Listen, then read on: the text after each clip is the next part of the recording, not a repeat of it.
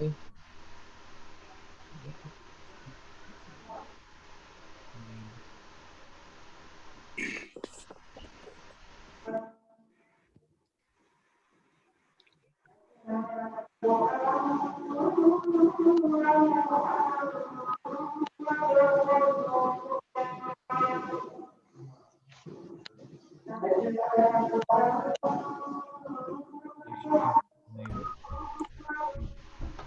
Professor Shawl, can you mute yourself, please, because your background noise is there. Professor Shawl, can you mute yourself, please, because your background. It's right at the. If you go to the left side of your computer, you will see mic there, and you will read mute. Can you mute yourself, please? Because it's right at the. If you go to the left side of your computer, you will see mic there, and you will read mute. Yes, there is an echo still echo.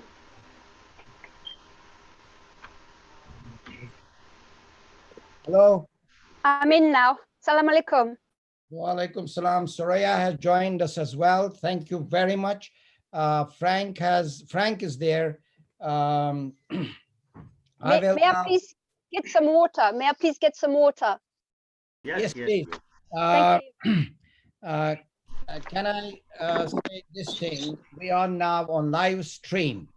So I welcome all of you here this afternoon and this morning in United States to this very important and crucial remote conference or virtual conference or video conference.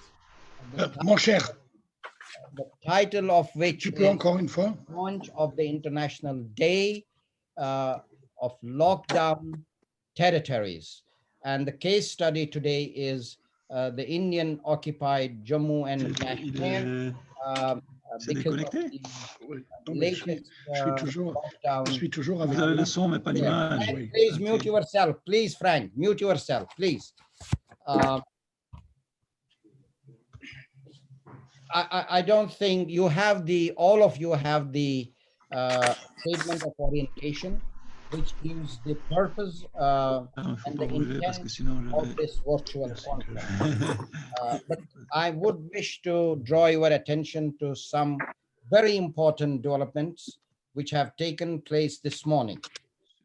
First of all, there is a news release from the United Nations Human Rights Special Procedures. And I will you because this is very, very important, and this will help us in developing our theme of the conference. And it is Geneva. I don't see Ron. Ron, you're not there. Yes, I'm here. It just says your video is stopped. I don't understand why. Okay, I will ask Hamza to look at it. But this is for your attention, Ron. This is in response to the huge correspondence that we had, OKC had over the last 1 week with the Office of the High Commissioner and with the Special Procedures Unit. And yesterday, very late, on 4th August, they issued the statement, and I will read that, and that will give us really, the people have moved out, Frank, Ron is done, and we'll see into that. Now here it is, what the statement says. A year after India revoked the special status of Jammu and Kashmir, UN human rights experts today called on India and the international community to take urgent action to address the alarming human rights situation in the territory. Urgent action is needed, the experts said. If India will not take any genuine and immediate steps to resolve the situation, meet their obligation to investigate historic and recent cases of human rights violations and prevent future violations, then the international community should step up. This is something which is very crucial. Since the Indian Parliament revoked the constitutionally mandated status of the state of Jammu and Kashmir on 5th August 2019, the human rights situation in Jammu and Kashmir has been in free fall, the experts said. We are particularly concerned that during the COVID-19 pandemic, many protesters are still in detention and internet restrictions remain in place. And it goes on. I wouldn't go in greater detail. It's a um, two-page press release from the special procedures, human rights special procedures, and that speaks volumes of it. It really is in line with, because today is 5th August, because today is the day when India clamped the lockdown in Kashmir in 2019. Therefore, it is significant that it has really issued a statement on this day. So it really helps us to our initiative uh, uh, to launch this day as an international day of lockdown territories. Um, very, very crucial. The second important message that has come, and which Frank Schwalbe-Hoth will read, is from the European Parliament's all parties group on Kashmir, which is also in support of this event and supporting the International Day for Lockdown Territories. The third development is, why is it wrong? The third important development is that OIC, Organization of Islamic Cooperation, I just about 15 minutes back got this statement from the organization, from the OIC. They have also issued a statement which is in line again with our theme for today, with our launch for today.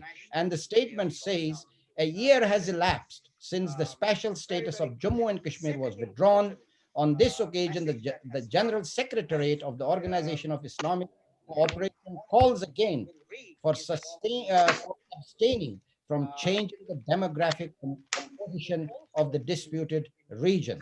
Recalling the resolutions of the Islamic Summit and Council of Foreign Ministers on Jammu and Kashmir, the General Secretariat reaffirms the OIC's solidarity with the people of Jammu and Kashmir and urges for security operations against the people of Jammu and Kashmir to be halted immediately and for basic human rights to be respected, while abstaining from changing the demographic composition of the disputed territory.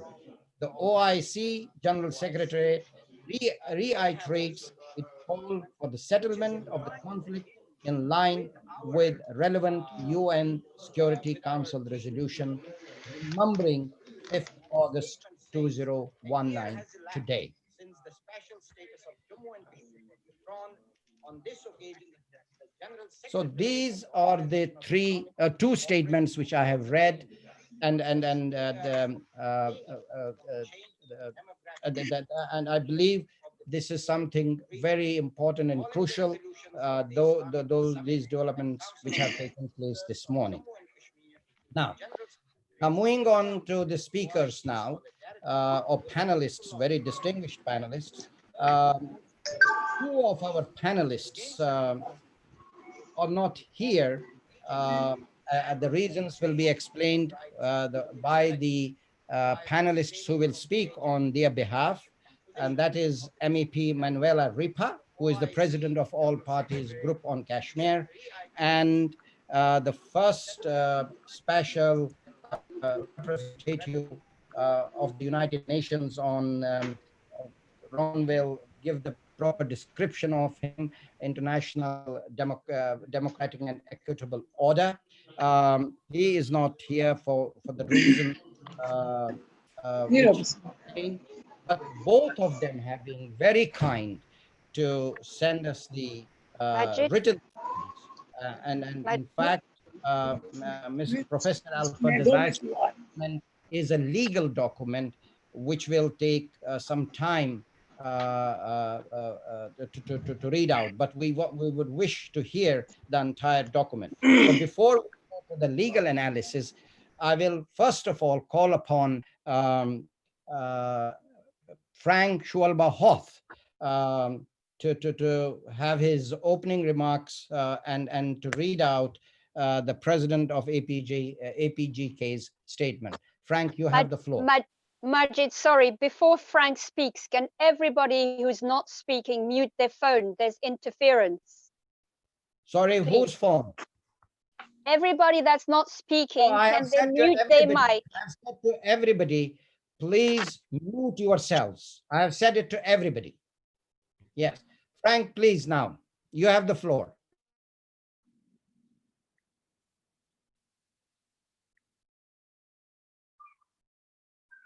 No, Frank, we can't hear you. Frank, we can't hear you. Probably you are muted. Can you unmute yourself? Now you have unmuted. Yes, go on. No, you can't still, we can't still hear you. We can't still hear you. I think just, you are muted, Frank. Yeah, he's muted himself. Yeah, everyone's self-muted. Give me 1 second. I've got it, unmute.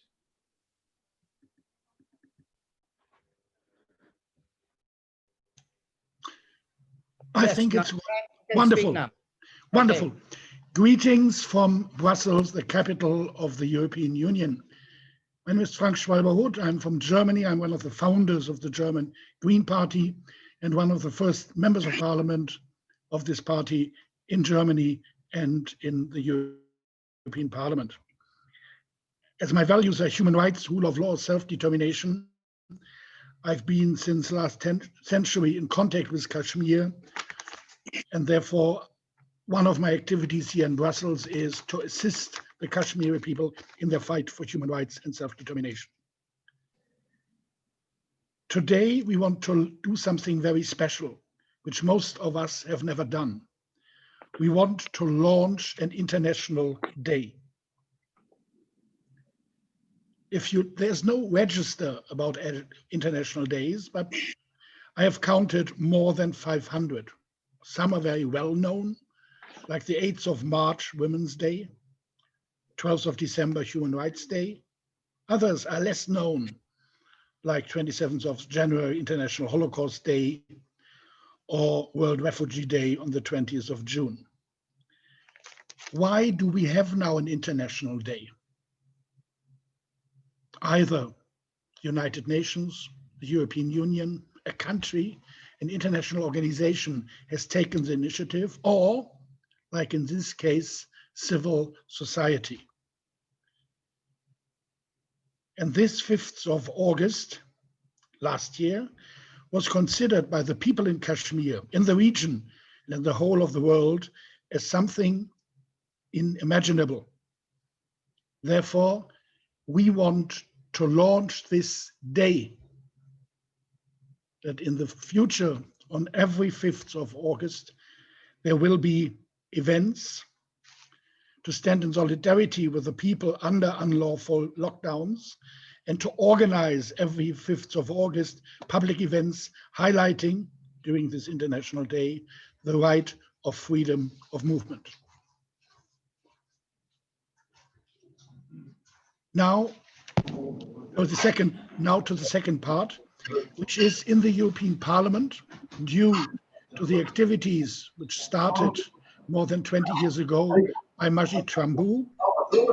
There is a very active group of members of the European Parliament working on Kashmir. The president up to now was 1 minute, Frank, 1 minute. We should hear the colors of the plates, please. I think when I look on the screens, Abdul Latif is not unmuted. Abdul Latif, I think. Yourself, please. Can you mute yourself? Okay, wonderful. Now, I'm speaking here from Brussels, the capital of the European Union, and due to the activities more than 20 years ago of Majid Trambu, Brussels is a hotspot of solidarity with the Kashmiri people, and there have been always a group, very active group of MEPs highlighting Kashmir. With the Brexit, a lot of them have left, the British, and the president up to now was Professor Klaus Buchner from Germany. He, because of age, stepped down and gave his MEP-ship to a lady, Manuela Ripa, and she accepted as well to take over the leadership of this group in the European Parliament. She is in the moment traveling, and therefore she asked me to transmit you the following message. Dear participants of this launch event, we all know that the 1948 Universal Declaration of Human Rights is the basic document defining human rights in the modern world. This Universal Declaration states in its Article 13, I quote, "Everyone has the right to freedom of movement and residence within the borders of each state." Me, Manuela Ripa, I support therefore your initiative to declare the 5th of August as the International Day of Lockdown Territories. As I'm traveling while you have this launch as a special day, I can only be with you in my thoughts.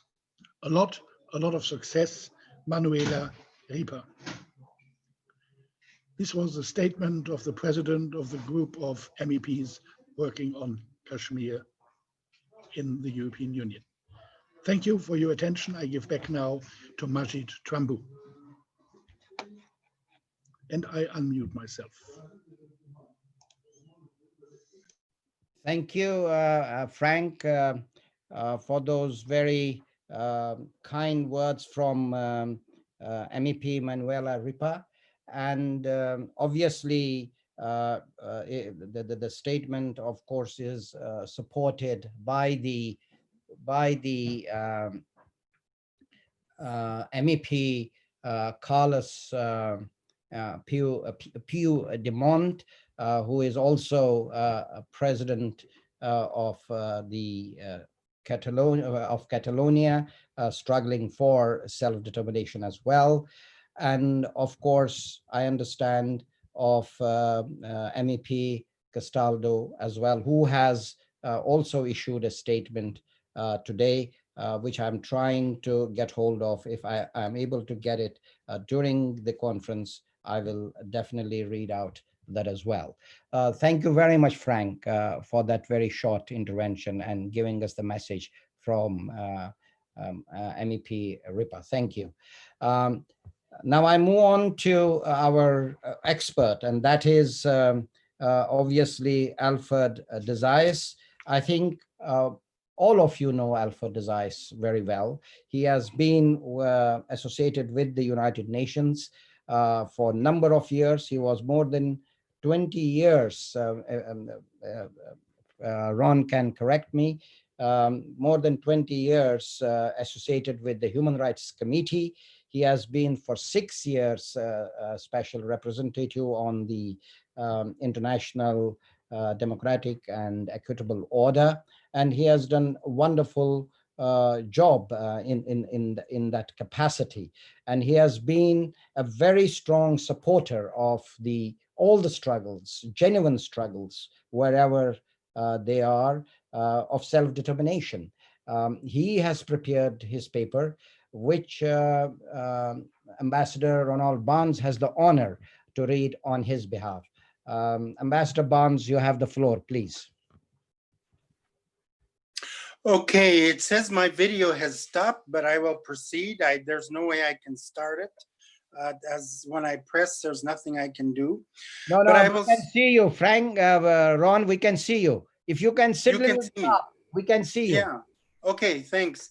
Okay, Professor Alfred de Zayas, of course, was Chief of Petitions for the Human Rights Committee.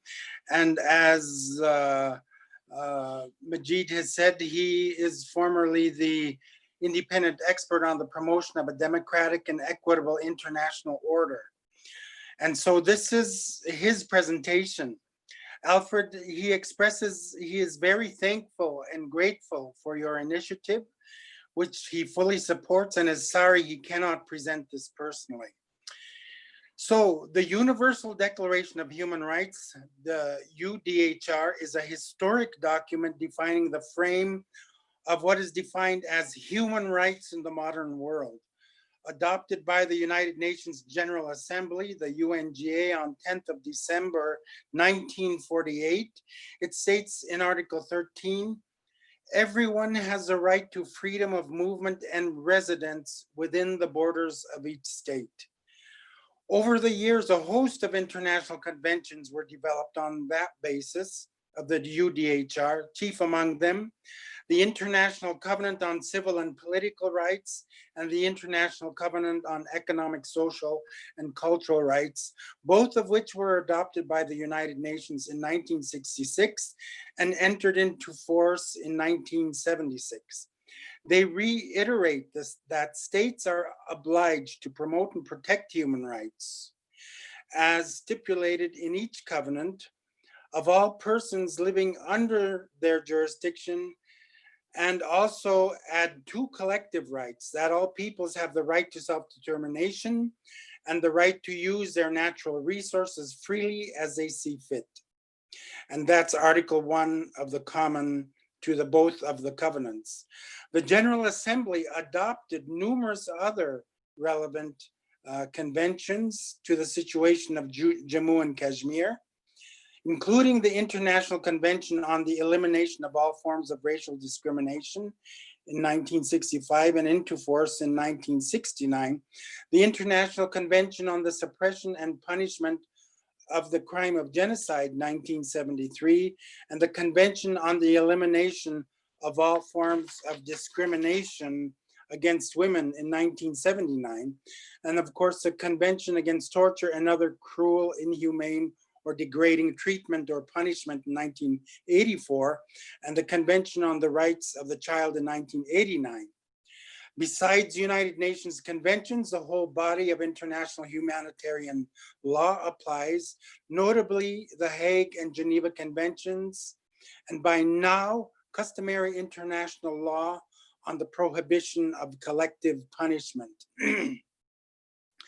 These binding norms of international law, both international humanitarian law and human rights law, are meant to limit states' discretion as to what they may or may not do domestically, and as to what they may and must do, not do, as occupying powers, so as to ensure a certain measure of human rights protection. Since states are not inclined to relinquish powers, the rules that were ultimately enshrined in the conventions include caveats and exceptions that may be invoked in certain circumstances enumerated in the convention, which allow, in those circumstances, to temporarily suspend the rights protected by the convention. This means that international law is a compromise that only partially protects human rights, and it depends on political will and appropriate enforcement mechanisms to make law meaningful in practice. This entails domestic and international monitoring, as well as domestic and international redress possibilities. Indeed, redress remedies are only meaningful if they are both provided for in the law and effective in their implementation. Unfortunately, the mechanisms in place today are drawn out and cumbersome. Most address individual cases only rather than governmental policies. Moreover, political pressure and international power struggles often influence how priorities are set and which cases are selected. Consequently, the extent to which states abide by international legal provisions largely depends on their commitment and on the international and diplomatic pressure, if any, brought upon them by other states or international institutions. Notwithstanding the weaknesses and limitations of international law, the international law regime and United Nations Charter and the United Nations system have established clear rules designed to minimize, as far as possible, abuses of human rights, including unlawful and militarized lockdowns by state authorities. So, in international law, a territory is considered occupied when it is actually placed under the authority of a hostile army. The definition of occupation and the obligations of the occupying power were initially codified at the end of the 19th century. The definition still in force and commonly used nowadays is the one contained in the regulations concerning the laws and customs of war on land annexed to the Fourth Hague Convention of 18th of August, 1907.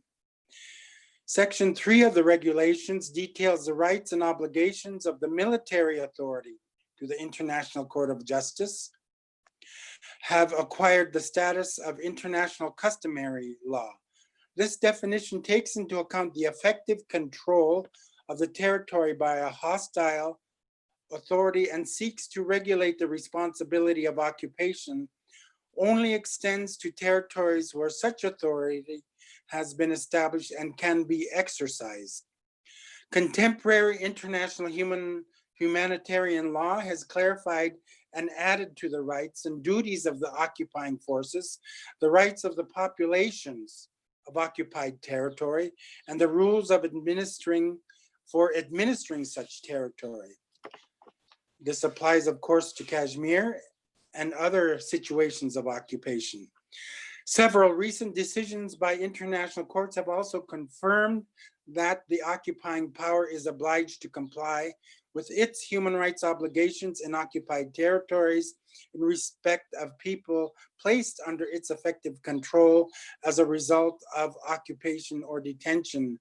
Notably, the ICJ advisory opinion of 9th of July 2004 concerning the wall built by Israel on Palestine territory, its implications and consequences. Similarly, the 1996 ICJ advisory opinion on nuclear weapons held that humanitarian law and human rights law worked hand in hand, and that even in periods of armed conflict, the human rights law regime continue in force. Paragraph 25. Subsequently, the UN Human Rights Committee has reaffirmed in its general comments and concluding observations that the International Covenant on Civil and Political Rights continues in force during armed conflict, and that certain articles may only be temporarily derogated from as provided for in Article 4 of the ICCPR.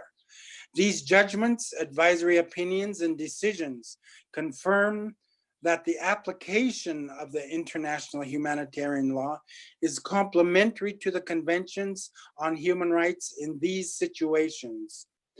The European Court of the Human Rights, the ECHR, has notably passed judgments in violation of the European Convention committed by European countries in relation to their intervention in Iraq and military occupation of the country.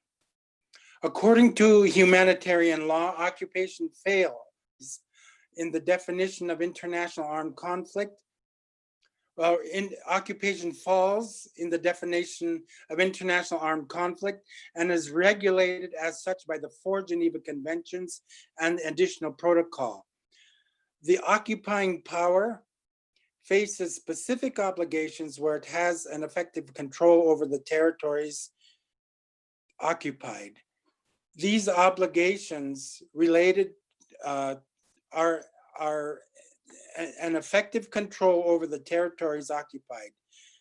These include obligations related to respect human rights, law and order, and in addition, respect for relevant provisions of humanitarian law related to occupation. The basic obligations of the occupying power under international humanitarian law are to maintain law and order and public life in the occupied territory. For the most part, the occupying power must follow the laws that were already in force in the territory. In situations where armed resistance is strong enough to present the occupying power from efficiently controlling the territory, the general provisions of international humanitarian law applicable to international armed conflict continue to apply. In contravention of the UDHR and international conventions, lockdowns have become a common feature in occupied territories with the intent to disempower, marginalize, and to suppress people's movements, primarily aimed to achieve their inalienable right to self-determination. In simple terms, a lockdown is in fact a top-down, unilateral, undemocratic, unconstitutional, state-enforced requirement imposed to oblige people to stay indoors within the physical confines of their homes, where they are to remain against their will and without access to any legal due process. In other words, freedom of movement is fundamentally breached and people are effectively and willfully prohibited from moving around freely. The most extreme form of lockdown is that which is weaponized and carried out through systematic and relentless political repression.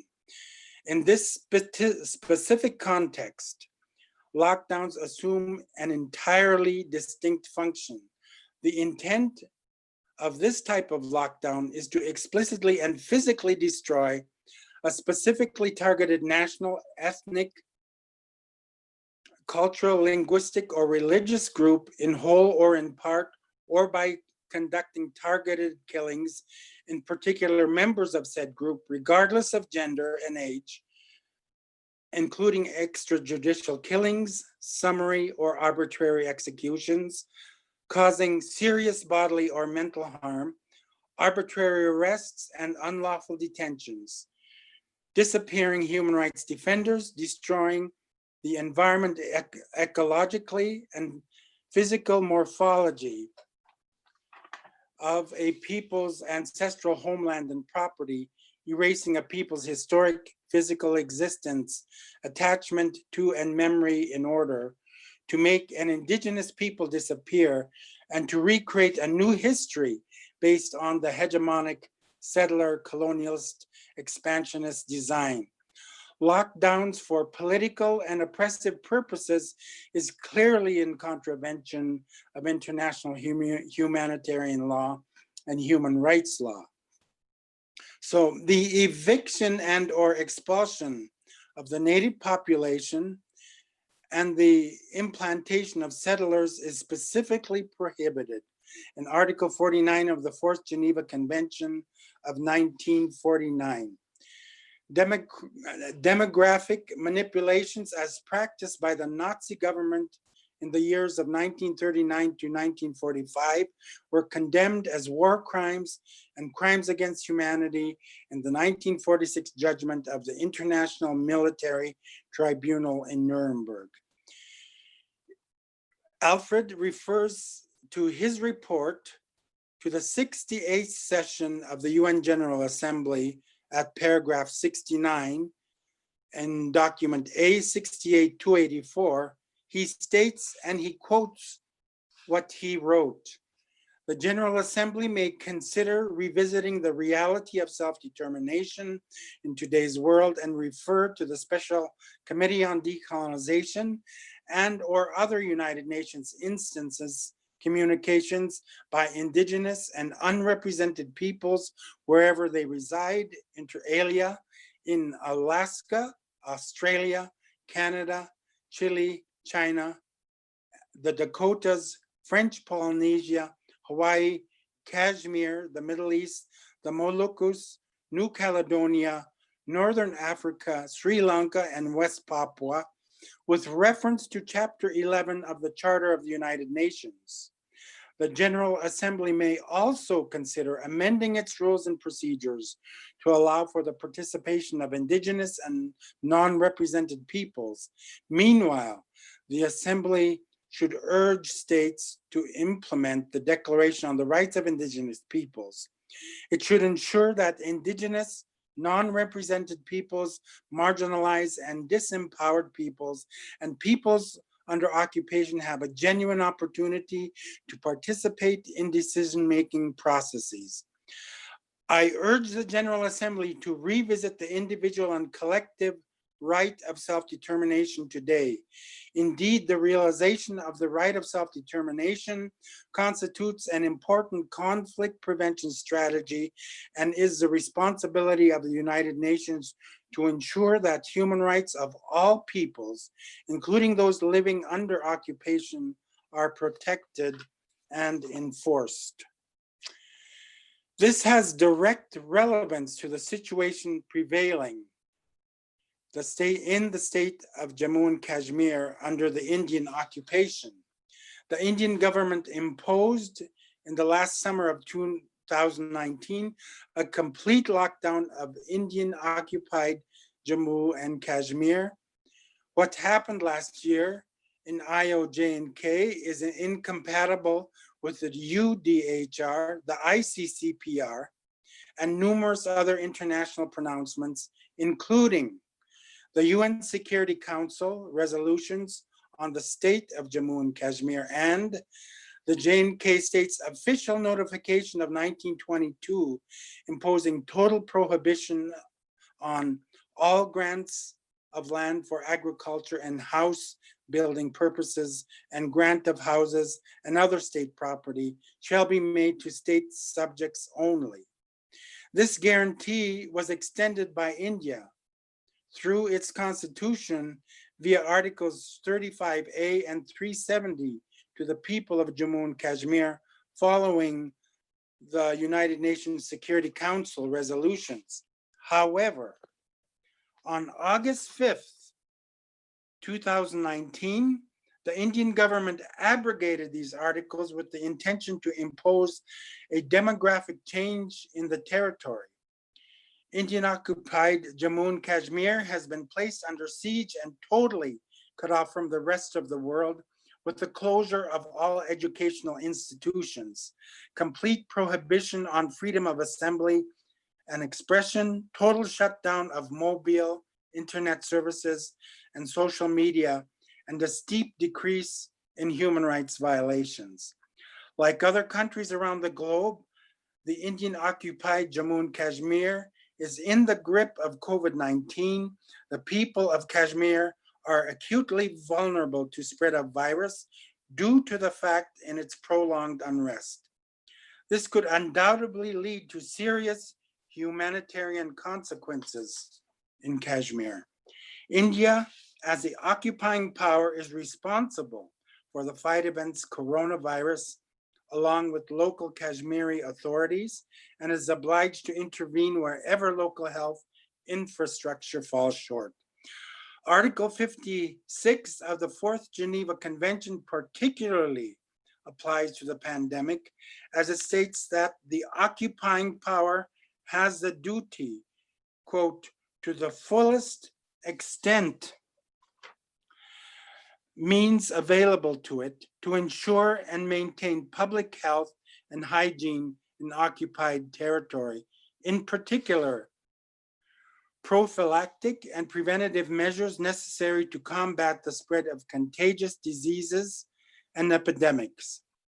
This is an obligation of diligent conduct that includes a number of measures which can be used to fight epidemics by educating the public, providing medical exams and disinfection, distributing medicines, establishing stocks of medical supplies, sending medical teams, and accommodating patients in hospitals.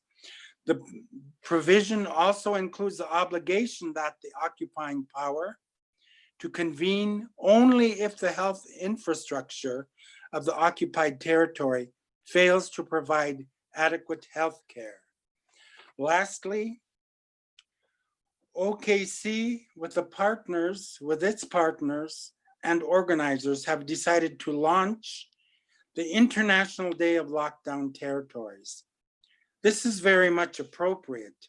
Undoubtedly, civil society structures, the governments of the world, the UN General Assembly, and the intergovernmental organizations to ensure that 5th of August is henceforth commemorated as International Day of Lockdown Territories. The UN Charter commits us all to work for peace, to affirm faith and fundamental human rights, and in the dignity and worth of the human person, in the equal rights of men and women and of nations, large and small, to establish conditions under which justice and respect to the obligations arising from treaties and other sources of international law can be maintained, and to promote social progress and better standards to life and to larger freedom. So there you have it. That is Alfred Desai's contribution, and he wishes you very well. Thank you very much for that very accurate legal analysis. And I hope that everyone enjoyed it and understood it. We are very grateful to Professor Desai for his very much prompt analysis whenever we have requested for. So this is the legal basis, to be quite honest, for the lockdown declaration of International Day of Lockdown Territories. And as I said earlier on, we are encouraged to see at least 3 statements itself from the UN Human Rights Special Procedure, from European Parliament's APGK group, and also from OIC, which heads towards the direction that today, the 5th August, should be recognized as International Day of Lockdown Territories. Now, why I move on now, it was a good one. Thank you very much, Ambassador Barnes, for your time and effort. And please do convey our very sincere gratitude to Professor Desai, please. I will do that, of course. He is one of our beloved experts that has helped all of us, so we all convey our appreciation to him. Thank you, sir. Now I move on to, let me go for a minute to Kashmir, and Professor Nazir Ahmad Shawl will be our next speaker. Ron, can you mute yourself, or we can mute you from here? You muted, because I already muted the microphone. Professor Nazir Ahmad Shawl is, of course, a very dear colleague of mine, and has tirelessly worked on the human rights situation of Indian occupied Jammu and Kashmir, and generally also on human rights abuses elsewhere. He falls within the leadership of Organization of Kashmir Coalition. Professor Shawl, if you could give us a succinct analysis of what is happening today in IOJ&K. The floor is yours, sir. Come on, unmute him.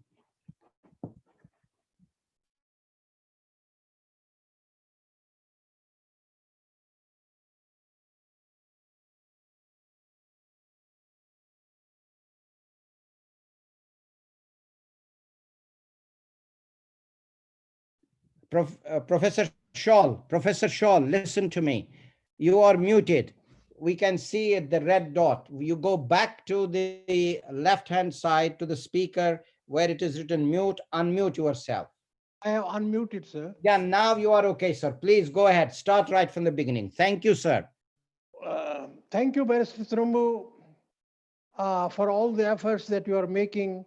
And we are hearing the reverberations in different international fora. In fact, the last week was a very busy week for OKC, and OKC efforts are being responded properly in different intergovernmental fora. And before I start what I have to say, I must thank these organizations which have in fact endorsed this perception of OKC that 5th August should be what we call it should be this international Day of the Lockdown Territories. Today is 5th of August. On this day, last year, India, with all its prowess, assaulted on the residual autonomy of the state of Jammu and Kashmir and imposed a military lockdown. The Organization of Kashmir Coalition has decided to launch International Day of Lockdown Territories today. This webinar is being held in this connection. Let us remember the hundreds and thousands of victims who faced genocide in different geographical locations like Palestine, Srebrenica, Kosovo, Rwanda, Myanmar, Kampuchea, and many other places.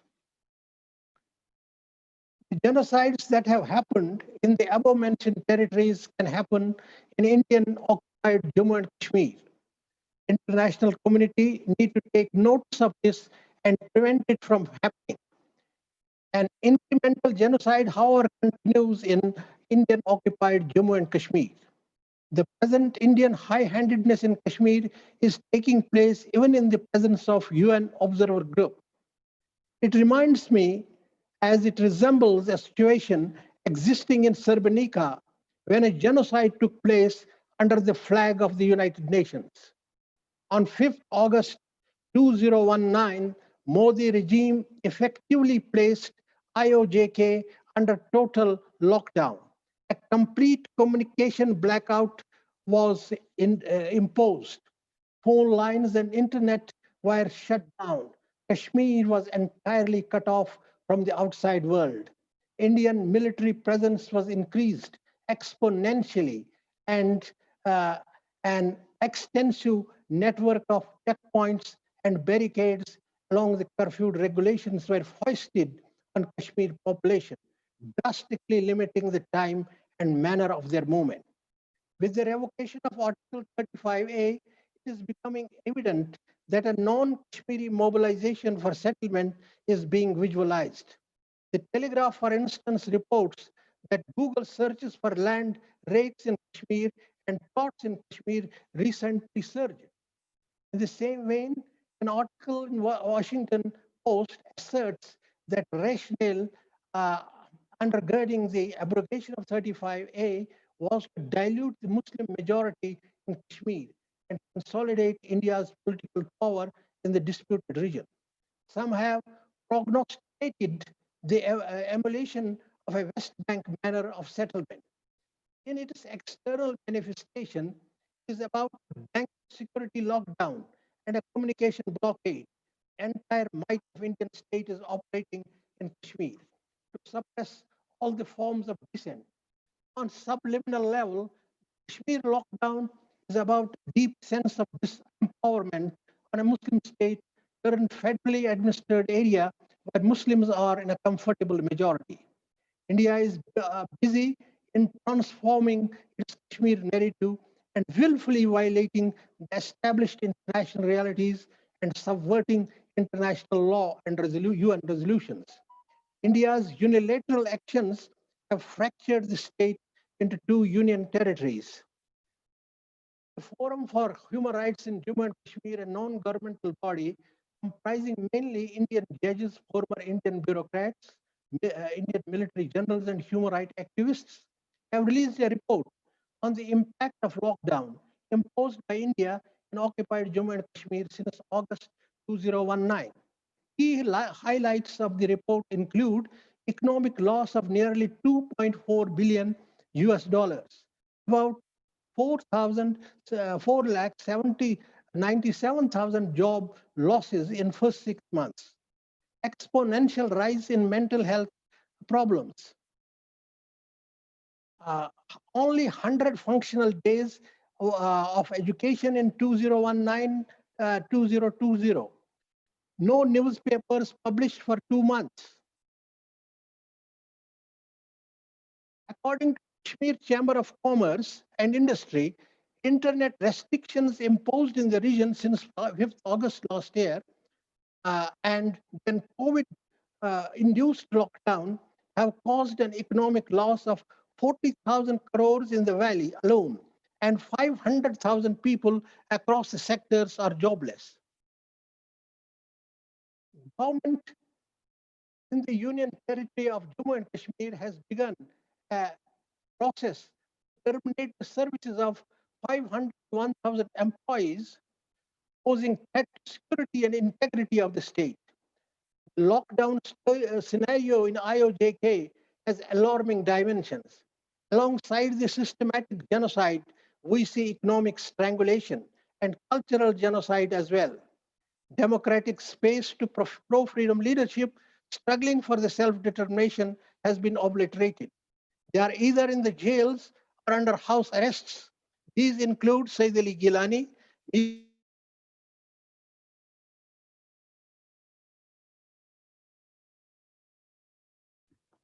Professor Shawl, we have lost you. Your voice is not coming through. Professor Shawl. Professor Shawl, can you hear me? Can everybody else hear him? No. Professor Shawl.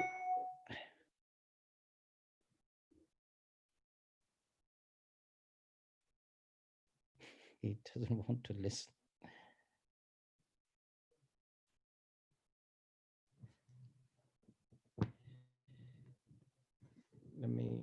Can you send Mrs. Shaw message? We can't hear Professor Shaw.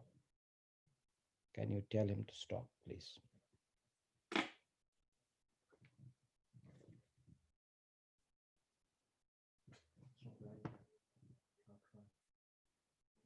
Phone her. Professor Shaw, Professor Shaw, Professor Shaw, Professor Shaw.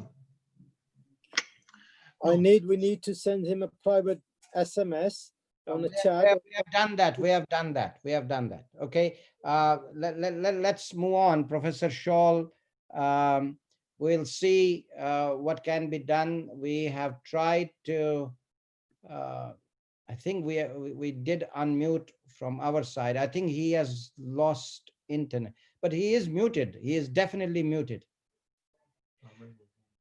Professor Shaw, we can't hear you. We couldn't hear you. You are still muted, Professor Shaw. Uncle, you cannot be heard. You cannot be heard.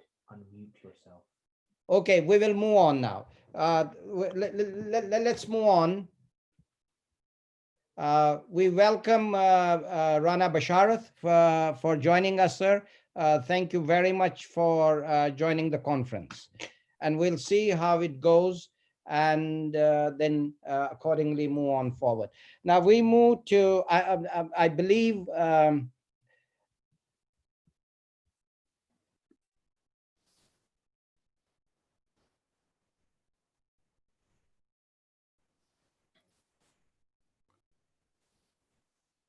Hello.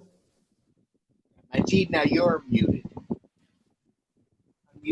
Hello. We couldn't hear you from certain point, but that is fine. We will move on now. If you could now mute yourself, that would be helpful. Now we have heard, of course, we heard one lady through a man, that is Frank Shual. Now let's hear a real lady in real sense now, and we move on to Suraya Boyd. Suraya, you are there. I can see you. Can you unmute yourself? I'd be very glad to unmute myself. Very kind of you. Suraya Boyd is an exceptional person, an exceptional human rights activist, defender, whatever you can term it. And she is always there for all the valued causes, and that includes the cause of Jammu and Kashmir. We are grateful for her input all the time, and she tirelessly works towards achieving a fair world and a proper world and a peaceful world.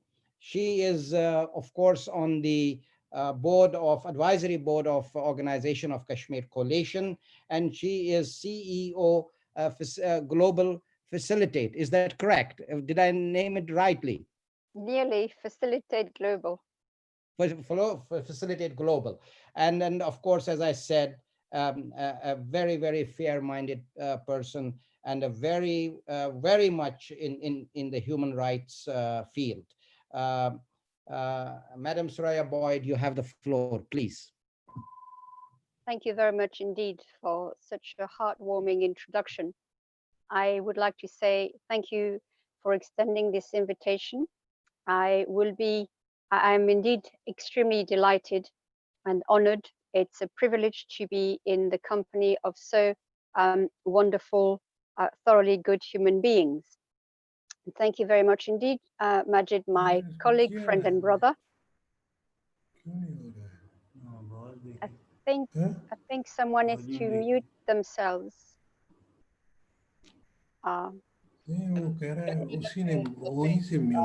Professor Shawl, can you please mute? Can you mute, Miss Professor Shawl, please? Thank you. Okay. So, I think everybody is muted now. Wonderful. Thank you. So I'd just like to start with the preamble. I'd like to say that we have more than enough historic precedents to attest to the fact that settler colonialism has indeed been a reality and a fact. So we have the early European settlers who went to America and more or less genocided the indigenous First Nation people. Building on that, America arose out of genocide, but also out of the kidnapping of Africans from their homeland, shipping them on long journeys across the Atlantic. Many of them, of course, perished. Some of them managed to survive after arriving. However, those who did manage to...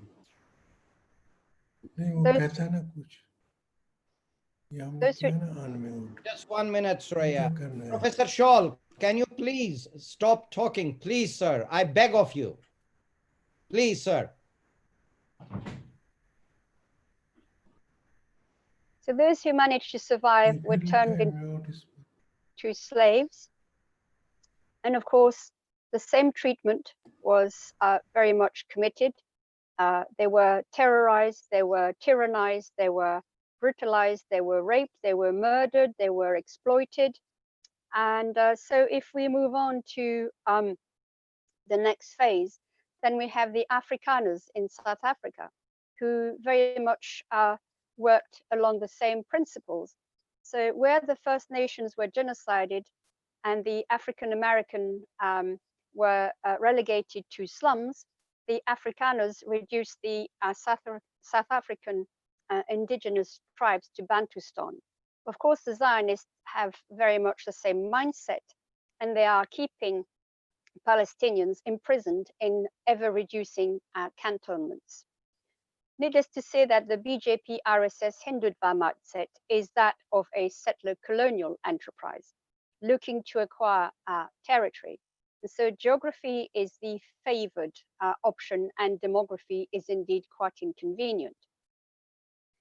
What we have seen since the abrogation of Article 370 and 35A is the fact that before the eyes of the international community, Mr. Modi and his war criminal accomplices have demonstrated that they have no intention of being democratic, no intention of upholding any kind of rule of law.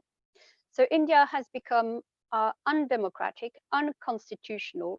In fact, it's pretty much an illegal regime. It's also no longer egalitarian or secular, and it's moved very far away from the non-alignment principles it once upon a time espoused, particularly when it was under the yoke of British rule. So Britain here again has a historic responsibility with regard to Kashmir and with regard to Palestine. The British do what they always do best, and that's create a mess and then just take leave. And unfortunately, it's been over 73 years of a mess. And the people, both in Kashmir and in Palestine, have been the recipients of ongoing, relentless forms of aggression, violence, to include sexual violence committed against both women and men, women of all ages and men.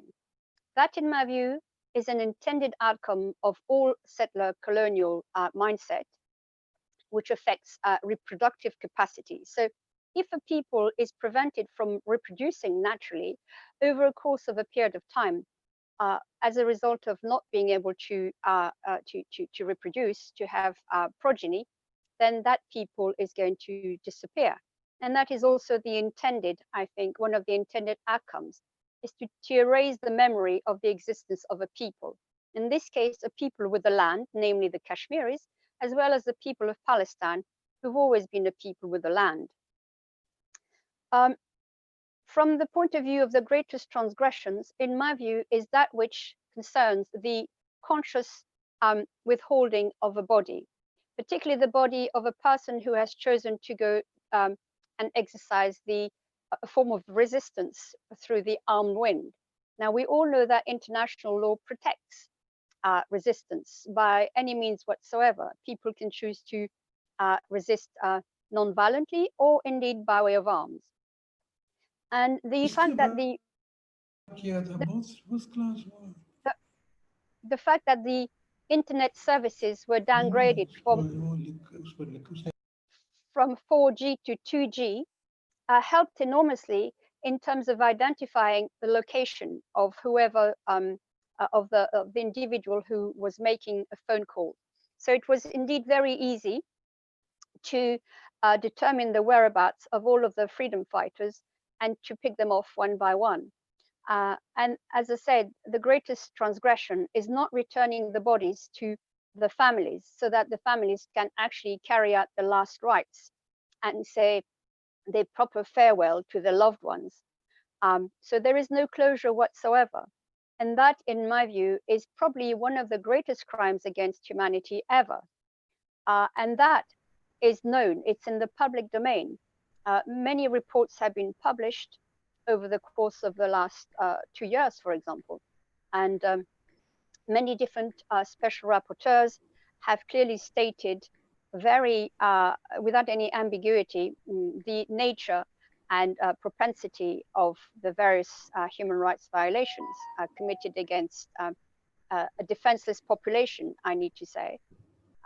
So I happen to be French, and I know that if I had been alive during the time of the Nazi occupation of my region, my village, my country, I would have done no less. I would have indeed picked up whatever I could to resist, to protect my life, the life of my family, the life of my neighbors, the life of my villagers, and the life of my, safeguard my homeland.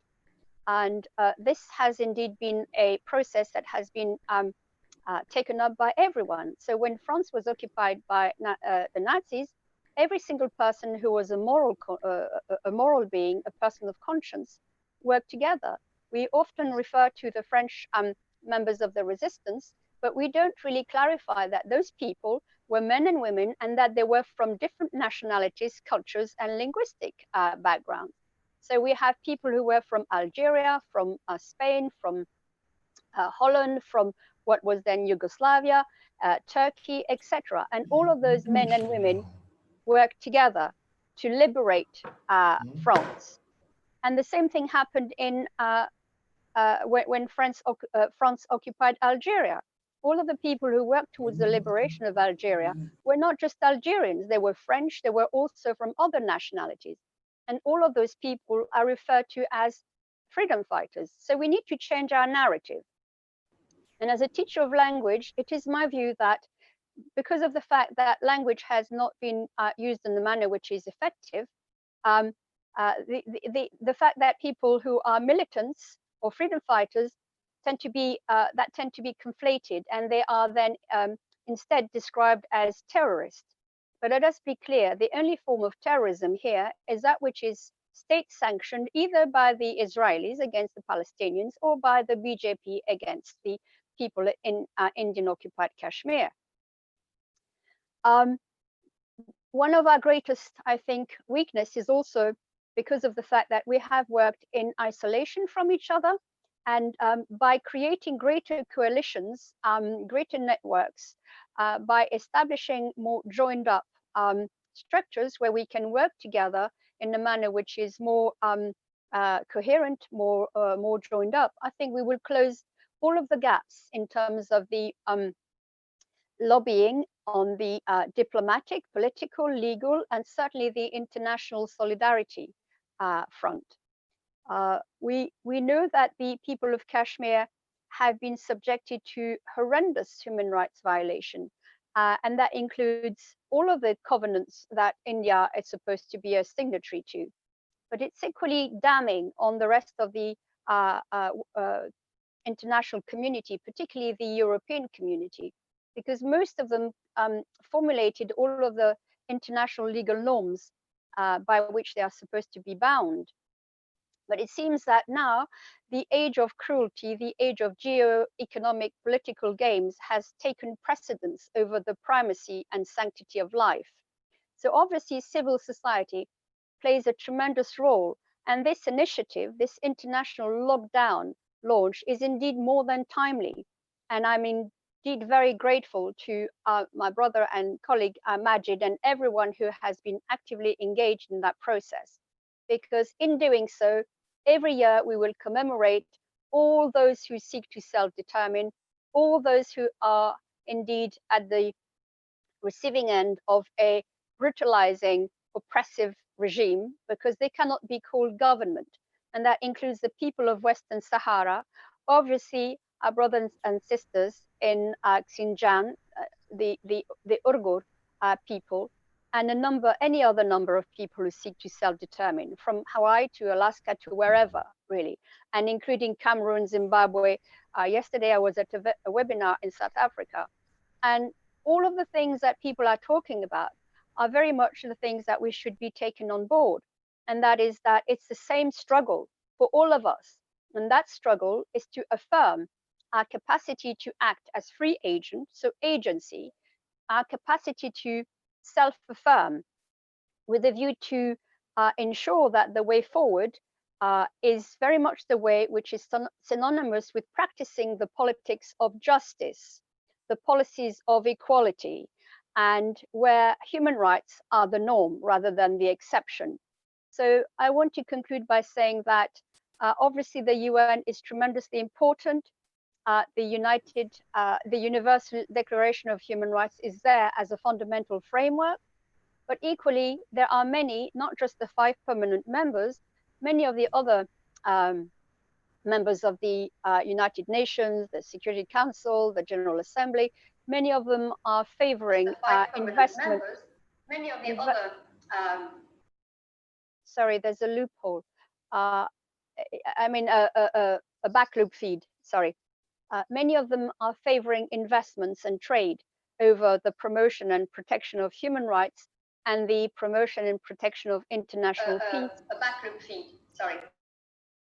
International peace and international security and international order. So obviously our role as human beings, as morally grounded, principled human beings, as members of civil society, we need to work together far more closely, and we need to pave the way forward towards greater sanity rather than the converse. There's far too much in the world, and we need to really herald a world where everything that is associated with freedom, justice, equality, respect, and dignity for all becomes the norm. Thank you very much indeed. Thank you, my very dear sister Soraya Boyd, for that very factual and realistic presentation, which has also legal element in it. Wonderfully done. But to comment on a few of the points that you have raised, I totally agree with you. Fragmentation is never in moments ideally favorable. Fragmentation should be avoided as much as one can. And then there ought to be coherence. That's also a very valid point. Whether we will be able to form coalitions. There was another webinar a couple of days back in which Professor Scholl was also present and myself was present, where this point was raised. Kashmiris, to bring the Kashmiri point, Kashmiris have number of organizations around the world. We say to all those organizations to work within their areas. We don't want any mergers or any putting all the one united forum together, but that is going to be a very hard task.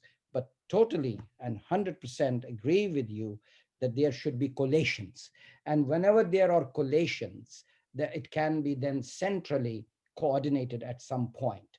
That is what is our will. But very briefly, if you want to say for a minute or so something. Yes. So right.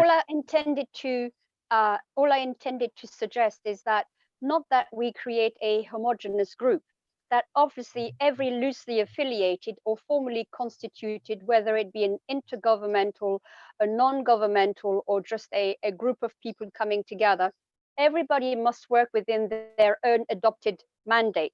But it doesn't mean to say that they cannot support and work alongside a more universal, a more international mandate where everybody has an internal and an integral is an integral stakeholder in terms of moving the process of self-determination for all people who are oppressed. That's what I intended to say. Thank you very much. Let's move on now.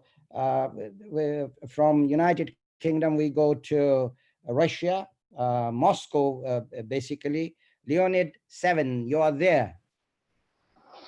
Thank you, Mr. Jammu. Well, a very brief description about you.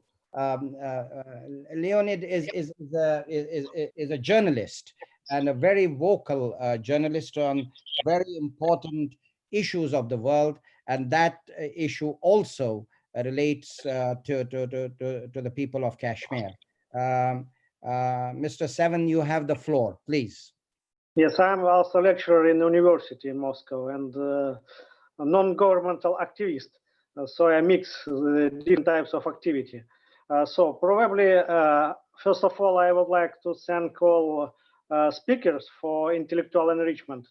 And maybe it will be good to start from Russian experience, because after the dissolution of Soviet Union, we have some locked territories with conflicts in Caucasus region. And till now, there is a problem of Armenia with Nagorno-Karabakh and a problem of Azerbaijan with Nakhichevan. And there also South Ossetia and Abkhazia. And it's partially recognized states, but by fact it is satellites of Russia now. And there is interesting example of Transnistria, located between Ukraine and Moldova. And there is a Russian military base, and both countries, Ukraine and Moldova, try to prevent military rotation of stuff because they have different point of view on Transnistria sovereignty.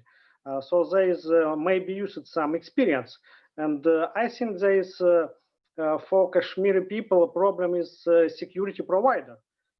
Because they cannot apply for independent, neutral security of our own rights. Only India, but India is hostile for Kashmiri people. It's kind of occupation. We cannot speak that they can to see for law enforcement and so on. And they need to be organized kind of mediator for this process. Maybe United Nations, international troops will be good security provided for Kashmir. Might be not. It depends of decision makers.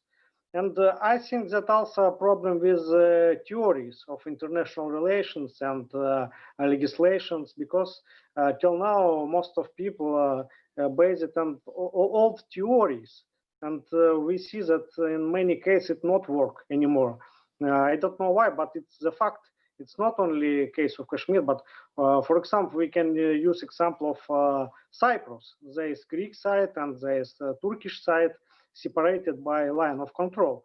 It's remind situation with Kashmir too. So there is necessary to build new theories and for international relations, for legislation, and how to provide more rights to the native people in different regions. Not from point of view of liberal theories, and for example, from theory of Immanuel Kant, mostly useful in the West, but from point of view of local.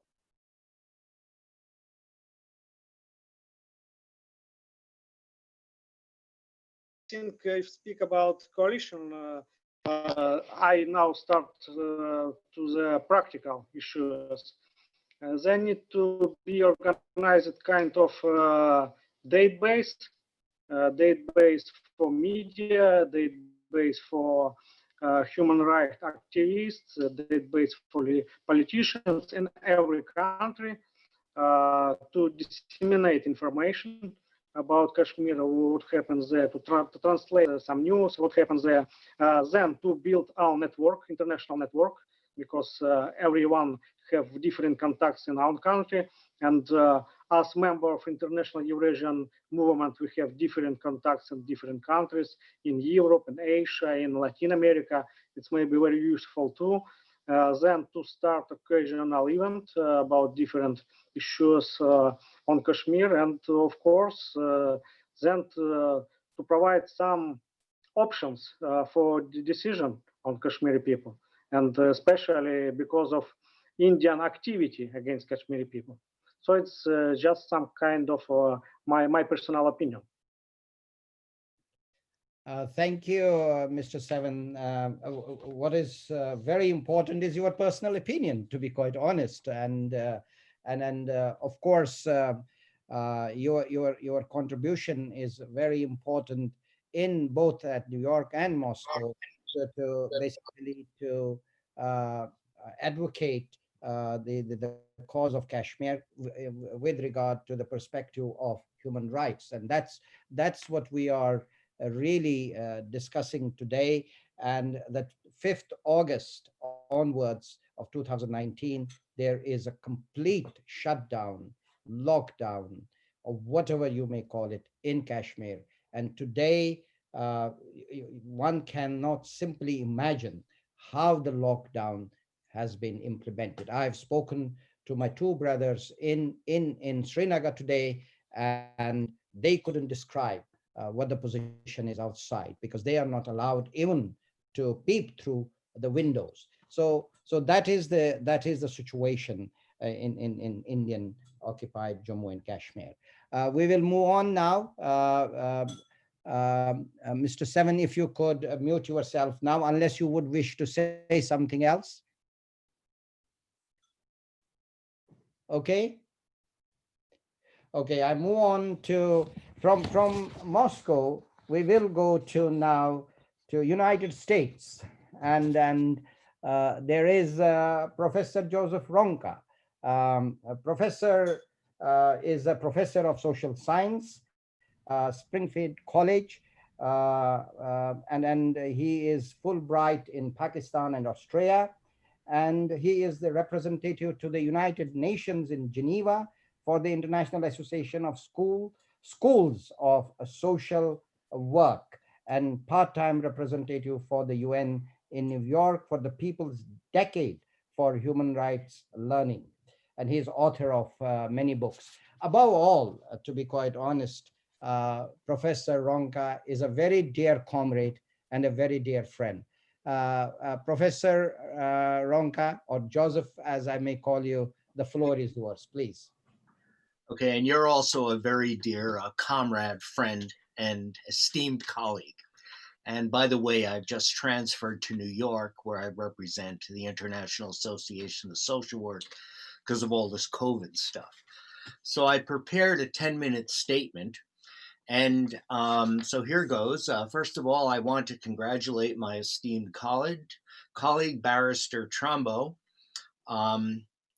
for his commitment, for your follow-up, for not only forming the organization of Kashmir Coalition, an umbrella, so to speak, of a number of other noted human rights organizations, but also taking the initiative for drawing the world's attention to, quote, indigenous, non-represented, marginalized, and disempowered peoples throughout the world by calling for an International Day of Lockdown Territories. to be commemorated annually on August 5th of each year. And I'm spreading the word, actually. I'm going to be talking about this to the Cambodian World Council for some reason tomorrow. Now, when I say the word congratulate, and I have a philosophic bent, I'm mindful of its Latin etymological roots. The word congratulate means to wish joy, from congratulare. But when I think of joy, I also think of another Latin phrase which has made much sense to me throughout my life. In hilaritas tristia and tristia hilaritatis, which means in happiness there is sadness, and in sadness there is happiness. Thus, while I and the world should be joyful that we now have an international day to get the facts out there about lockdown territories, today Kashmir and Jammu in particular, bringing attention to the plight of those oppressed, and then engage in robust debate and creative dialogue to move towards socially just resolutions. And that indeed is an excellent policy implementation, simply to get the words out there and to have people make up their own minds. We don't always have to have the carrot and the stick. We are going to hear, and we have heard today, very sad stories of mental and political angst, anxiety for a future yet to be achieved, and human rights violations, to be sure, of the right to self-determination. So let us brace ourselves as we move forward to hear joyful but also sorrowful stories. Why August 5th?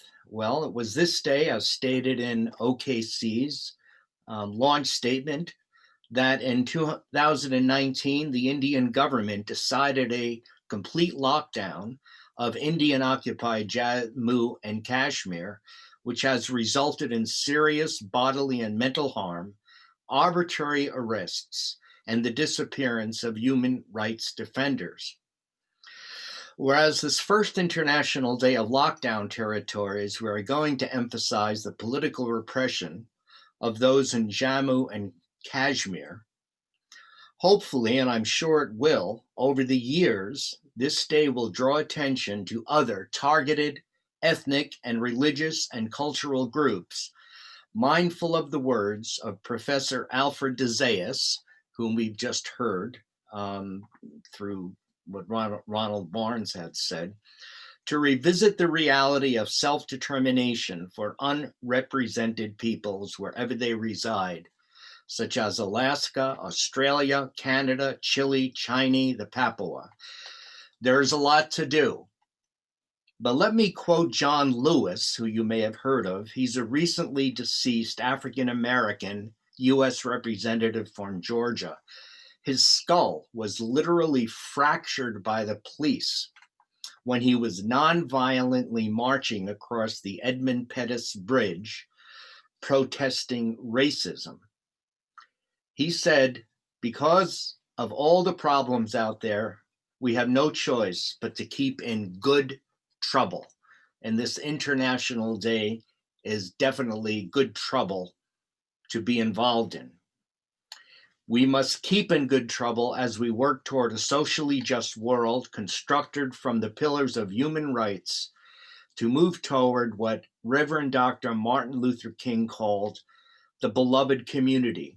And certainly it is the world that should be our beloved community.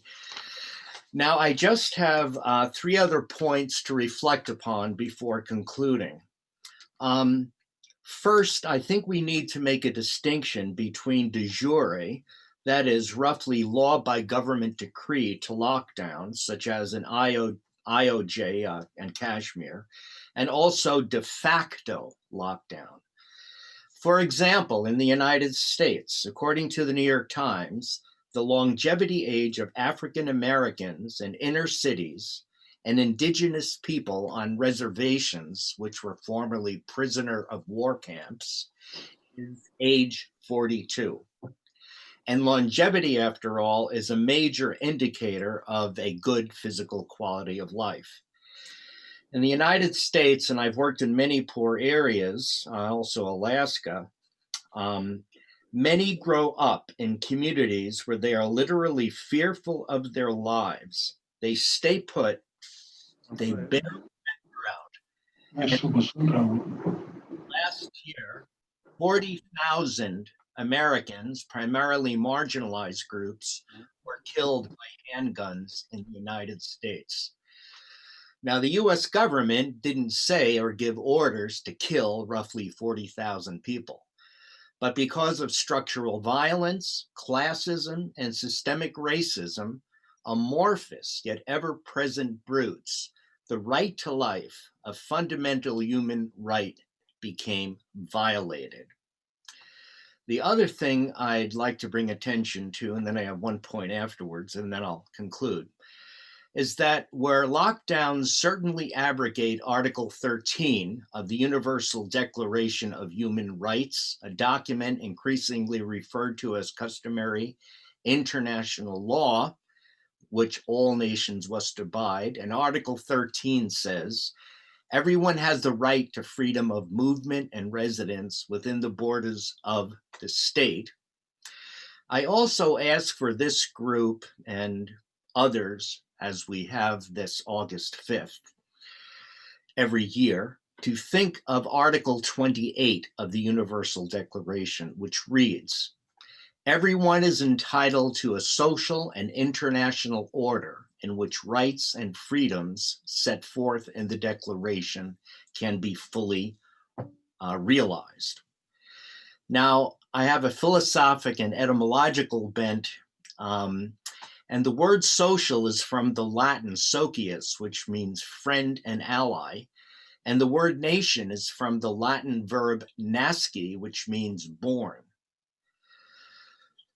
Briefly and roughly, a social international order is one where we respect each other's birth of origins, which can be interpreted as ancestral lands, which a lot of which this day is about, it just doesn't respect it. And we need to relate to one another as friends. Thus, the Universal Declaration calls upon us to live a way of life where, whether we are governments or not, we should treat each other as friends. And that echoes the words of the former Pope, now he's a saint, John Paul II, who said that the Universal Declaration ought to be lived in letter and in spirit.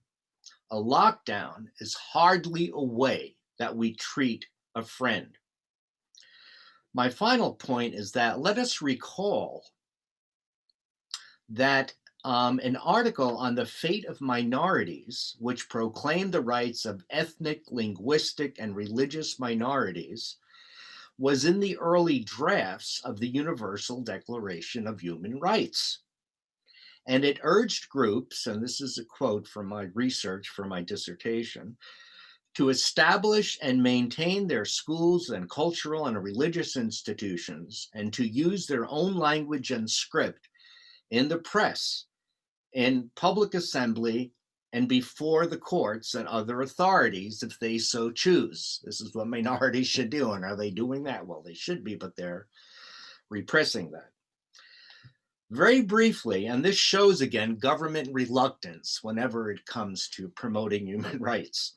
It was dropped because it appeared that the rights to minorities were already, for the most part, covered in Article 2. You shouldn't discriminate on the basis of race, whatever.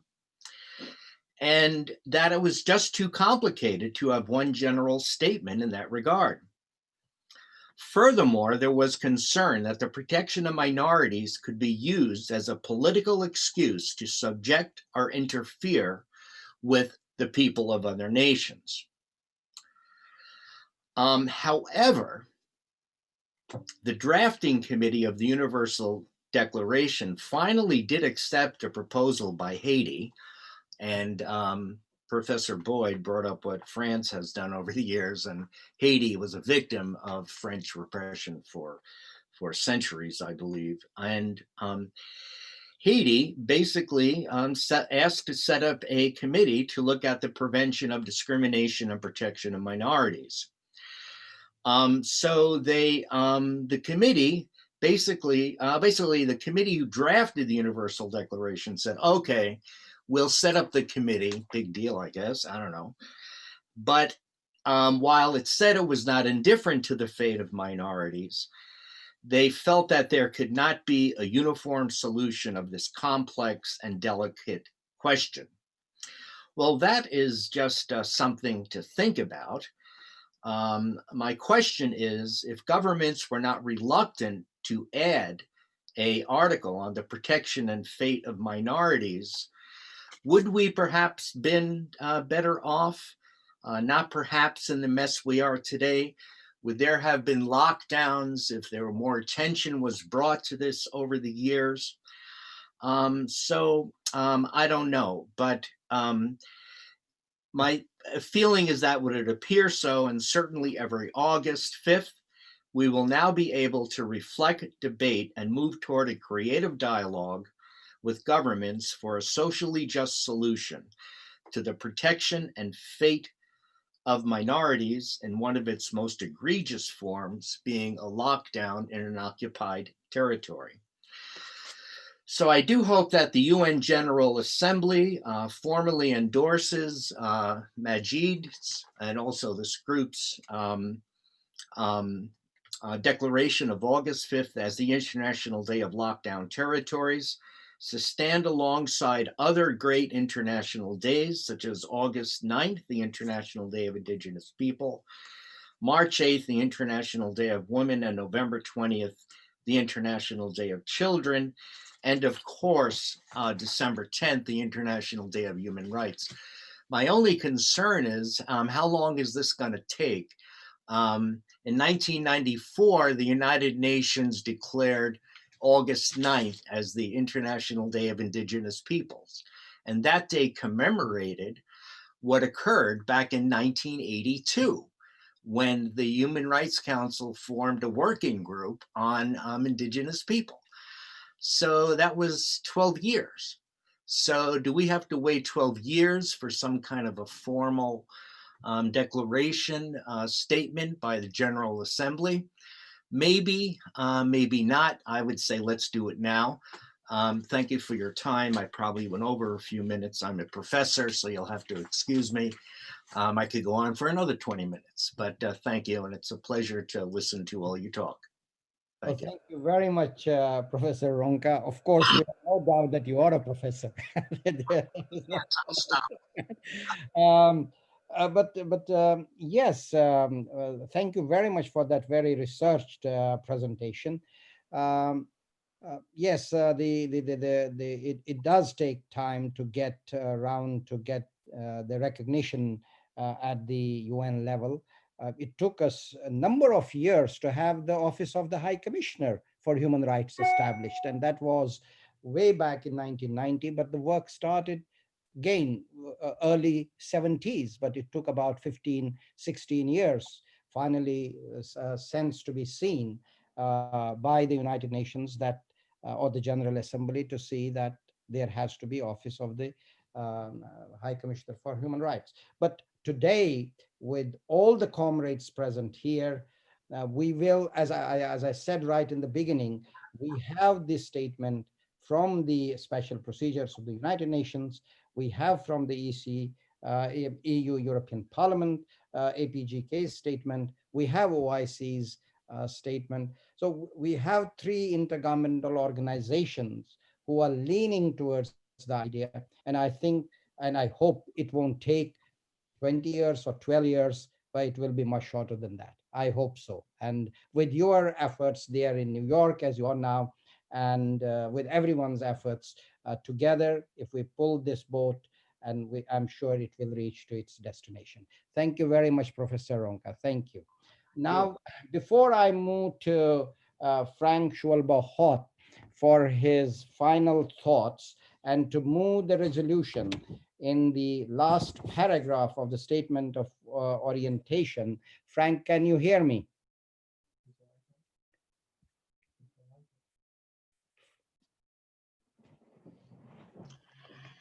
Yes, unmuted. I hear you. Okay, before you come back on the scene, I will give for a minute or so. There is a very special request of one of our very great friends and colleagues who joined us, Rana Basharat Ali Khan. He would wish to make a presentation for a minute or so, and I think it's just simply appropriate because he also works day and night to promote the cause of Kashmir on the streets of Geneva, on the streets of Europe, and a wonderful job. Recently, he put up a tent in the United Nations square, the broken chair square, which was relating to the 44th session of the Human Rights Council, United Nations Human Rights Council, which was basically to bring about the abuses, human rights abuses, those are taking place in Indian occupied Jammu and Kashmir. Rana Saab, you have the floor, please. Thank you, Trambu Saab, and thank you for everyone. I heard wonderful statement from you. And thank you, Trambu Saab. You are doing wonderful work for our community, for Kashmiri, inside United Nations and outside United Nations. And you are the like a role model for people like us who want to do something for a community. I am a political worker from my childhood. I'm a 42 right now, but I'm in a politics when I was a 9-year-old from the school life. And when I was young, I was thinking, oh, one day United Nations will do something for Kashmir, Palestine, Iraq, and Burma. No, after 30 years, it took me 30 years to reach in the United Nations. No, I'm thinking, what else? Who will we do? Because my expectation, like the rest of the world, was from the United Nations. But United Nations is not seem to be interesting to doing anything for Kashmir. They do not have anything to do for Palestine.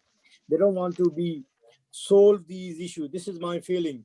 Being a part of United Nations, I'm inside the United Nations from last 3 years, but I don't think so. They have an agenda to solve these issues.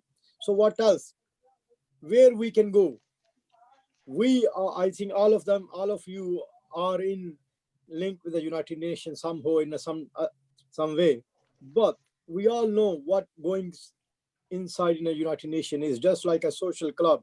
It's just like a club for a rich people. It's just like a club for a people who will sit and listen. Oh, people are dying in Yemen. People are dying in Kashmir from last 70 years. People dying in Palestine. They don't have any interest to solve this problem. Why we are still hoping from them? If we're hoping for them, what is the right direction for us? It's almost 73 years. Kashmiri people are been killed, been dying, been raped, been kidnapped. It's not only a 1 year. They are facing this, what we call COVID, not COVID, this current situation, right? But from last 73 years, they have a same problem. My suggestion, you are the leaders, you are the most senior. I think I will take benefit of, I'm one of the youngest one above you, right? I want to ask the question, what is the right direction we can take as humanitarian worker in United Nations? I was in Geneva as 2 weeks ago for the 44th session. We make a plan. This is just the beginning of the planning. I was talking to Sir Trambu yesterday that we are planning to launch the first time ever, I believe, in a Muslim conference in United Nations, 5-day event in March next year. Let's do something practical. We invite all the human rights workers, or we can invite all the human rights leaders to put us in a direction. After 2 years or 3 years, if we have a right direction, we will reach something positive for Kashmir. I need to learn from you. You all have a great experience. You all have a great knowledge of this solution. But if we are not expecting from United Nations, I'm not expecting anything from United Nations in current situation, from the current leadership. But people are in Kashmir, people are in Pakistan. They have a fake hope that one day United Nations will solve their issues. Is this really United Nations are ready to solve these issues? As Sister Suraya mentioned in the beginning, this all the mess created by the British government, count in a Burma, count in a Palestine, count in a Kashmir. And I was reading an article day before yesterday. Out of 30 million black market weapons, more than 28% share is American, German, Japanese, and Italian. They are selling weapons in the black market. And who is the buyer? And who is the seller? Where they need a peace? Why they cannot do the same exercise they done in Iraq? Overnight, they make a resolution, they attack on Iraq on a fake information. This is a clear. Why not? They are not doing anything for Kashmir. I want to learn this. I'm a student. I want to learn what is the solution, Mr. Trumbu. You are one of, I think, the most active people in person in the United Nations. You are the biggest voice for Kashmir. What is a solution? I think we are just crying. We are just wasting our time at the United Nations. I'm sorry. I don't want to be a cry on this stage. But let's conclude it now because we have some questions as well. Right. I'm done. We started 1:10. I want to finish at 3:10. Please. I'm a done, but I need a guideline from you, and I want your suggestion. Can we do something like Muslim conference, Muslim leader conference in Geneva? This is open platform. I need a discussion and I need advice on this. Thank you. Thank you very much, sir, for your presentation. To be quite honest, Rana Saab and everyone else, we don't have to be pessimistic on human rights violations wherever they take place, including IOJ&K. It's unfortunately Hindutva government based in Delhi, and the matters, the way they progress, as Professor Ronka also highlighted, it takes years for United Nations to react. But to be quite honest, United Nations is a very useful organization. Organization, and we need to make have complete use of the organization and its mandates and remain. Now I'm responsible. I clicked on something. Frank, please. Frank, please remain muted. Frank, please remain muted, please. Frank, can you remain muted, please? I'm talking. Yes. So we don't have to be pessimistic. As I said very in the beginning, United Nations special procedures, the human rights procedures, have issued a statement today, and that is a welcome step. It's not that nothing is happening. It may be a political decision in the United Nations at the Security Council level. That's where the problems are, and that's where we need to work. But as far as the procedures of the United Nations are concerned, you have two major reports from the Office of the High Commissioner, owned by the United Nations Secretary General. You have today's press release.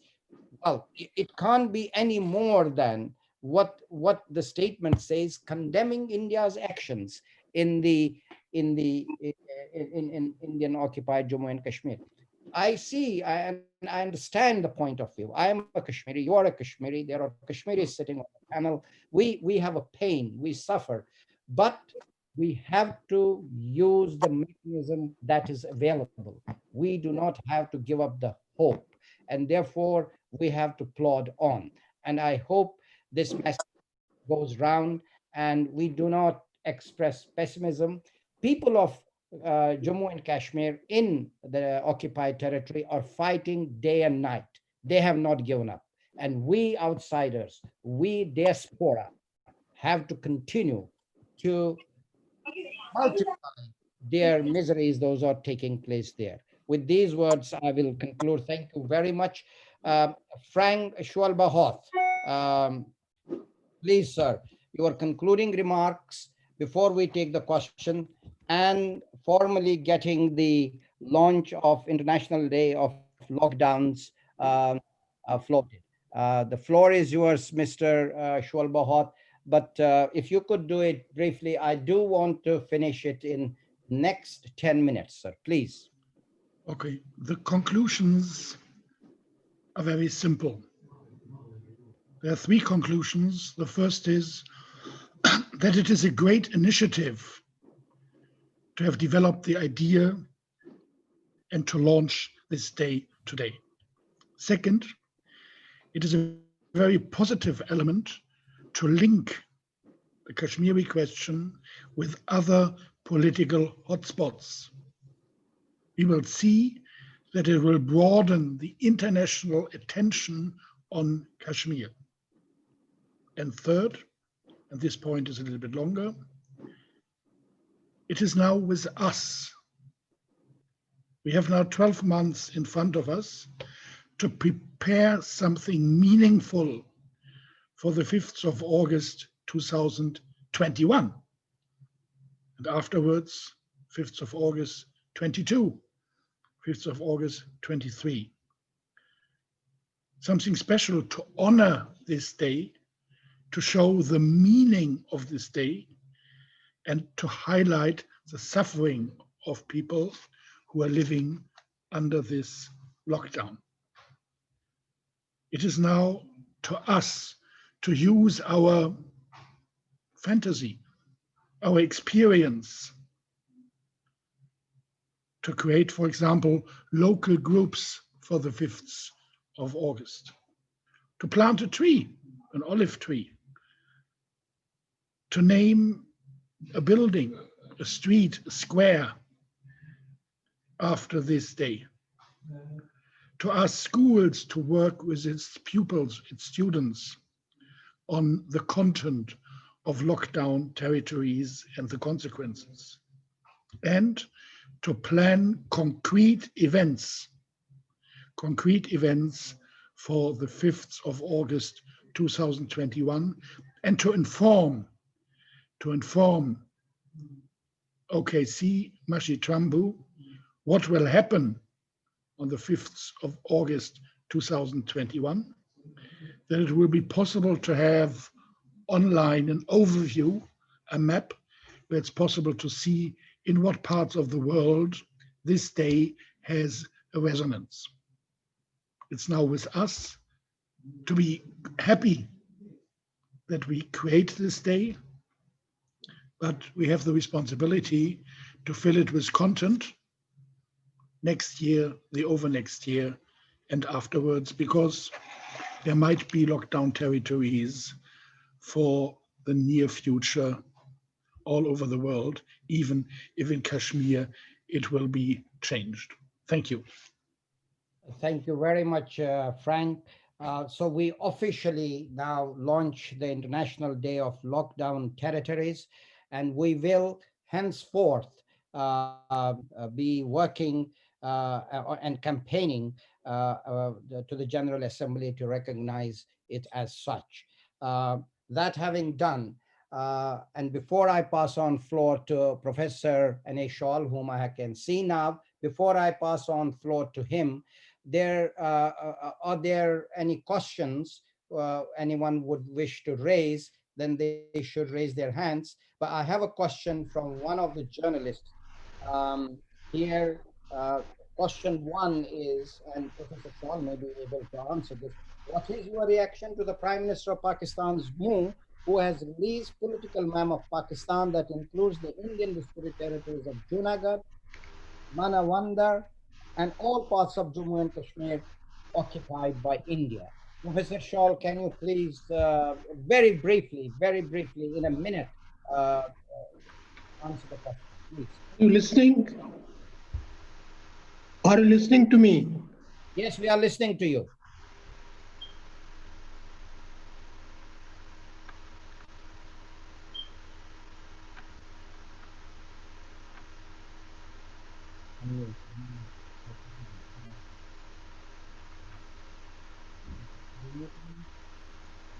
Need to unmute.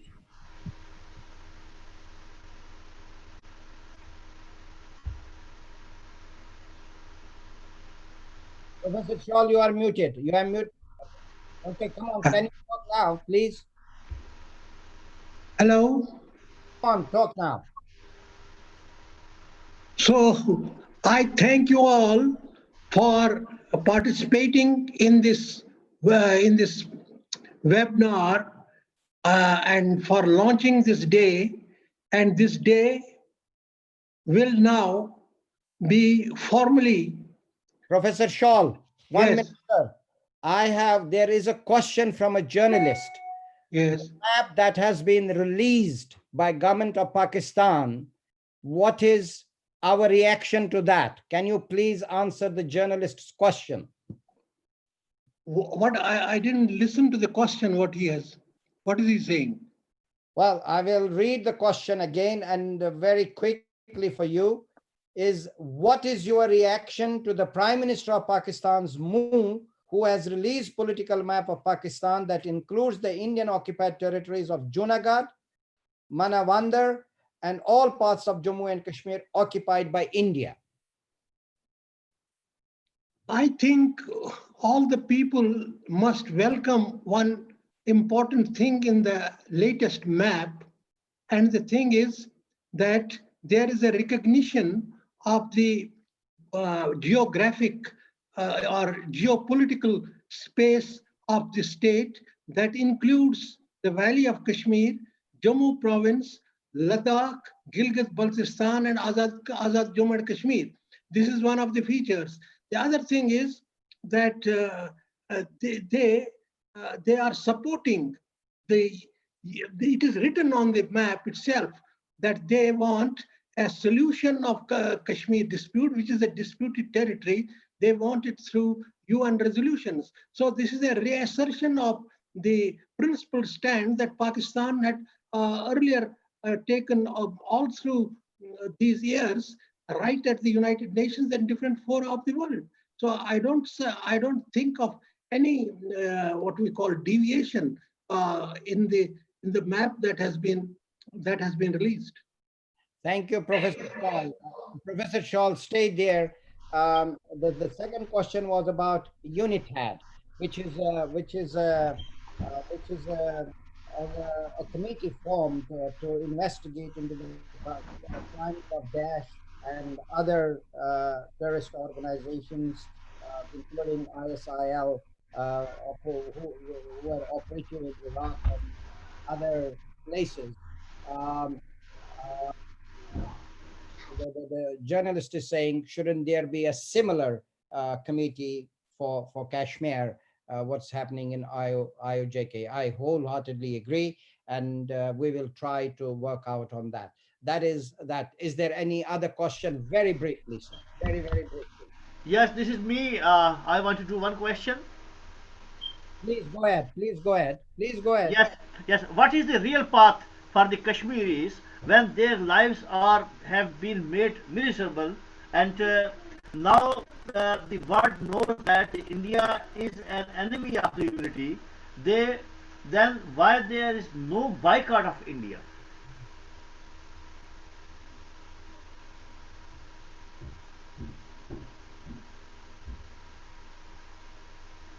Mr. Malik, obviously we have to work day and night to see how fascist regime of India is continuously being exposed and their horrors in IOJNK are exposed, or within India, what is happening now to the Indian community itself, what's happening there. And we all will have to work together, including yourself.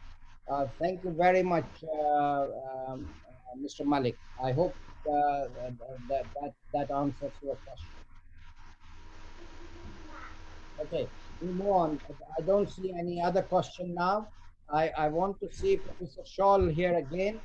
On my part, I think we have reached to 3:10, which is exactly 2 hours. Professor Shawl, can you hear me?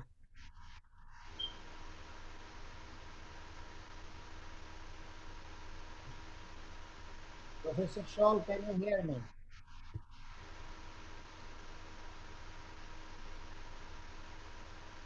Professor Shawl, can you hear me? I am hearing. Can you please now vote of thanks to you? And with that, we will conclude this webinar, please. Now the curtain is dropping on this webinar that we held today to launch this International Day for Lockdown Territories. I thank all the participants for their valuable contribution, and I also thank the intergovernmental organizations who have issued statements, particularly United Nations and APPG, EU, and also the OIC Secretariat has also issued the statement, and we hope that in future this day will be observed as the International Day of Lockdown Territories, and it will be on the calendar of United Nations. Thank you very much, Thank you, Professor. And on my part, I will now close down the webinar by thanking MEP Manuela Ripa, Professor Alfred Zayas, Professor Joseph Ronca, Madam Soraya Boyd, Mr. Leonard Seven, Ambassador Ronald Barnes, Frank Shualba-Hoth, and also Professor Nazir Ahmad Shawl, and also I should thank myself as well. And Rana Basharat Ali Khan, who can hear me as well. Thank you very much to all of you for your valuable time. And we will now issue the press release of this one. And you will be receiving that first, the copy for your approval, and thereafter we will issue the press release. But we will continue our toil for human rights, promotion and protection of human rights all over the world. And we as Kashmiris will continue to applaud the human rights and self-determination issue for the people of Jammu and Kashmir. And with this, I conclude this very special session. Thank you very much to all of you, sir. Thank you very much.